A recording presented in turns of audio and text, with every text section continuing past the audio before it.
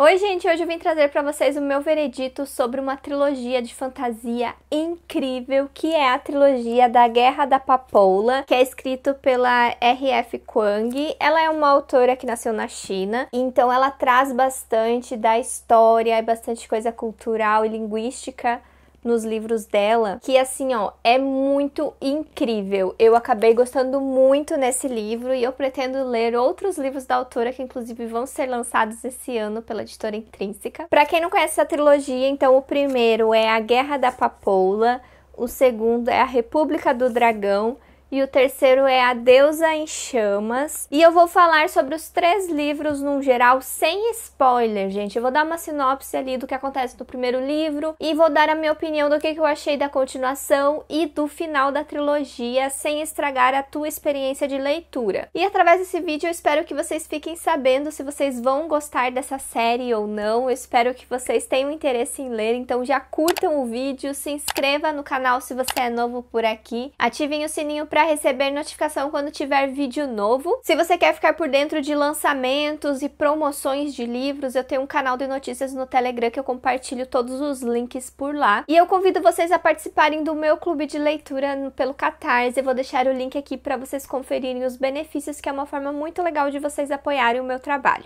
Já vou começar dizendo para vocês que A Guerra da Papoula é uma fantasia adulta, porque ela contém muita violência e também aborda o uso excessivo de drogas aqui na história. E o livro pode ser caracterizado como uma fantasia histórica, porque é baseado na história militar da China do século XX. Inclusive, a gente começa o livro sabendo que já aconteceram 2 antigas Guerras da Papoula, que eu acredito que seja baseada na história da Guerra do Ópio que aconteceu na China. E agora, nesse império aqui do livro, tudo indica que uma terceira Guerra da Papoula está prestes a acontecer. E para isso existe uma escola militar onde eles treinam filhos da elite para serem soldados. Essa escola militar é o grande centro, é o foco desse primeiro livro. E nós temos como protagonista do livro a Rin. Ela é uma órfã de guerra e a família dela ali meio que vive do comércio do ópio. O tio dela quer vender ela num casamento, então ela tá prestes a se casar com um cara asqueroso e para fugir desse casamento, ela decide entrar nessa escola militar. Só que é algo meio impossível dela conseguir, porque ela precisa passar por uma prova muito difícil, onde as crianças ricas, por exemplo, ali da elite, estudam desde criança para essa prova e ela não tem acesso a nenhum tipo de estudo para ela passar nesse teste. É claro que ela vai passar, né? Porque senão não tem a história do livro e ela acaba sendo uma protagonista muito determinada e focada naquilo que ela quer. Então, gente, o que move essa protagonista é a determinação dela de ser poderosa. Eu acho que essa é a característica principal dela. E isso é algo que você vai ver crescer ao longo da trilogia, porque quanto mais poder a pessoa tem, mais sedenta ela fica, de querer mais e mais. Então você vê isso de forma muito óbvia nessa protagonista. E é isso que faz ela ser tão incrível e tão chocante em muitas cenas do livro. Esse é o ponto forte dessa trilogia. Acredito que seja essa protagonista tão forte e incrível. Foi uma das coisas que eu mais gostei de acompanhar, com certeza. Como eu falei pra vocês, esse primeiro livro tem como foco a academia militar ali, essa escola no qual ela vai treinar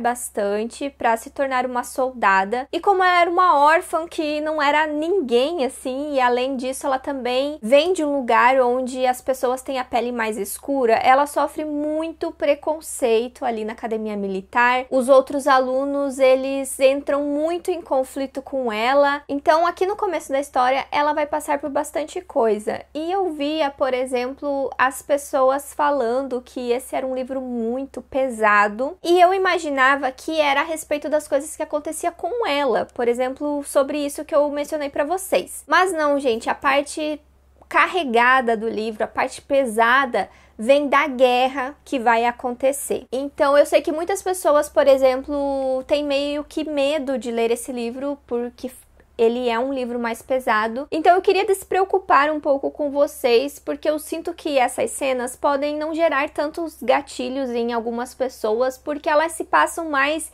em ambiente de guerra. Então são coisas que a gente já espera que podem acontecer numa guerra, né? Várias pessoas morrerem, várias pessoas serem torturadas, então você precisa estar preparado para encontrar isso. A trilogia toda, como diz no título, ela se passa num ambiente de guerra. Então essas são as partes mais pesadas e um pouco mais difíceis de ler no livro. Nesse primeiro aqui, por exemplo, tem um capítulo. Eu acho que esse capítulo em específico é o mais pesado, porque ele fala de um genocídio que aconteceu. Então ele dá alguns detalhes sobre os corpos das pessoas. Então é mais ou menos esse tipo de violência que você vai encontrar na trilogia. E eu acho que a autora faz isso de propósito, para chocar o leitor mesmo, porque guerras, gente, são malignas, elas pegam o pior do ser humano. Milhares de pessoas acabam morrendo nesse tipo de conflito. A gente vê isso até hoje em dia na guerra que está acontecendo lá na Palestina. Então essa é uma das forças que a autora quer trazer, né, com essa história do livro também. Por isso que essas cenas são chocantes, porque ela mostra a verdade nua e crua de uma guerra. Principalmente ali, essa guerra histórica que ela se baseou ali do país de nascença dela. E agora vamos falar da parte mais interessante, eu acho que a parte assim mais original, que se destaca bastante de muitas outras fantasias, que é o xamanismo.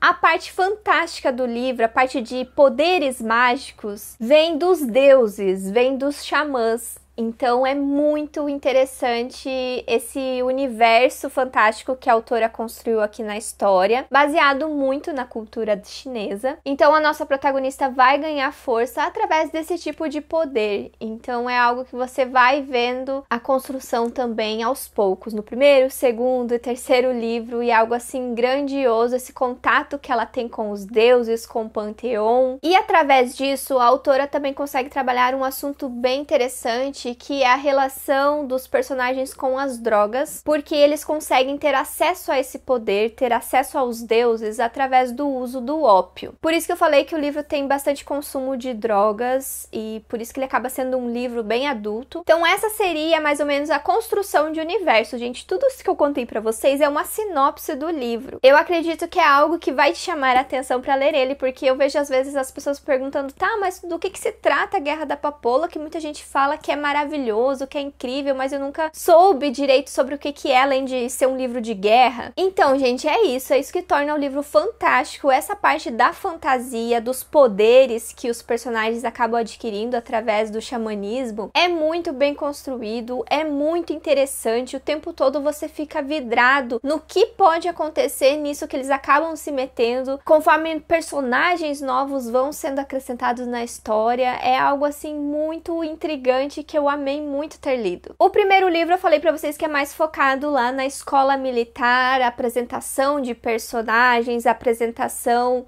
do xamanismo, da guerra que está prestes a acontecer e da personagem se descobrindo muito mais do poder que ela pode ter. Nesse segundo livro aqui a gente parte para estratégias de guerra. Então é aqui nesse livro que você vai ter milhões de personagens e você precisa memorizar o nome de todos esses personagens. E para isso, aqui no final do livro tem uma lista de personagens que vai te ajudar bastante. Eu preciso avisar isso para vocês, porque às vezes a pessoa fica perdida e não sabe que tem essa lista aqui no final da história, então aproveitem essa lista. Então nós temos um grupo de personagens aqui nesse segundo livro, e ele é aquele livro onde você precisa saber quem que são os inimigos da guerra, quem que são os aliados, e depois você vê quem que são os traidores, de que lado que tal personagem vai estar, em quem que ele pode confiar ou não confiar, e às vezes você nem sabe, né, se os personagens são confiáveis. Então é aquele livro que traz mais intrigas entre os personagens, intrigas políticas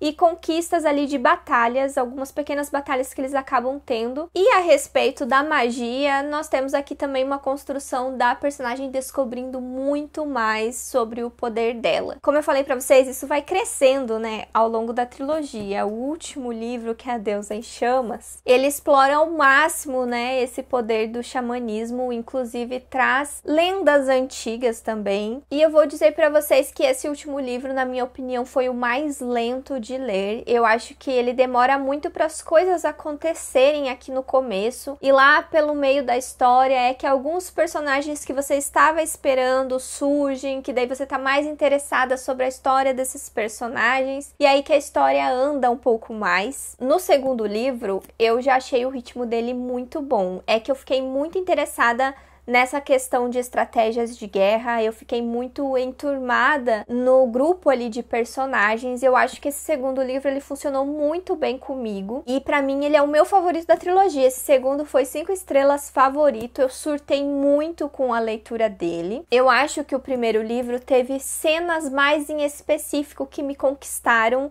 e que me fizeram surtar. Eu acho que quando eu fui descobrindo algumas coisas sobre a história, eu fui gostando e esse primeiro livro foi ganhando força pra mim. E o final dele também é um final, assim, muito chocante. E voltando a falar do final da trilogia, eu acredito que o final pode ser um pouco agridoce. Eu acho que nem todo mundo vai gostar desse final. Eu ainda estou pensando se a escolha que teve aqui no final da história foi algo que eu gostei, se é algo que eu achei sensato acontecer no final, ou se eu esperava um pouco mais. Eu tô em dúvida se eu gostei ou não desse final. Mas ele acaba sendo um livro muito bom, gente. E apesar de eu encontrar alguns pontos negativos nessa conclusão, eu acabei dando 4 estrelas para esse último livro. Agora deixa eu mencionar algumas coisas num geral que vocês devem tá se perguntando sobre a série também. Tem romance? A resposta é não, gente. Essa é uma série de fantasia sem romance. Não vão com sede ao pote de encontrar par romântico, porque não, gente. A personagem, ela tá muito focada nela mesma, não tem tempo nenhum pra ter romance nessa série. E você até pode shippar ela com um personagem ou outro, mas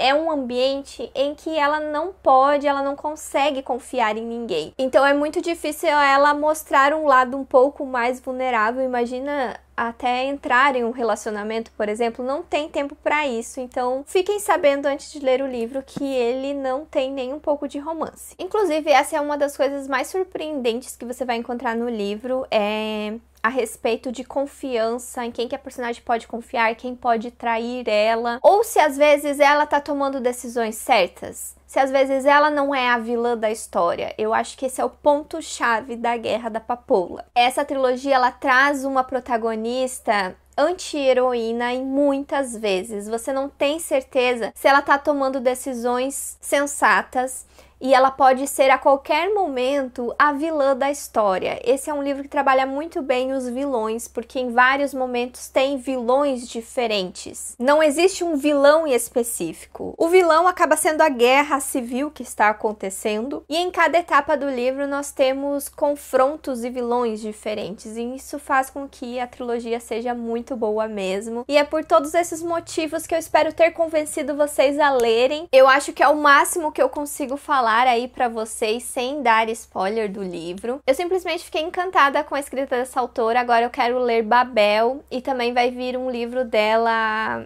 que não é de fantasia, que é Yellow Face, porque é uma autora que acabou se tornando aí uma das minhas favoritas. Eu espero muito gostar dos outros livros dela também. Então eu vou deixar o link dos livros aqui na caixa de descrição, que vocês comprando com o meu link acabam me ajudando bastante. E aqui do lado vai ter uma playlist com outras séries que eu já concluí, para vocês verem o que eu achei. O meu veredito de séries concluídas aqui no Brasil. E eu vejo vocês no próximo vídeo. Tchau!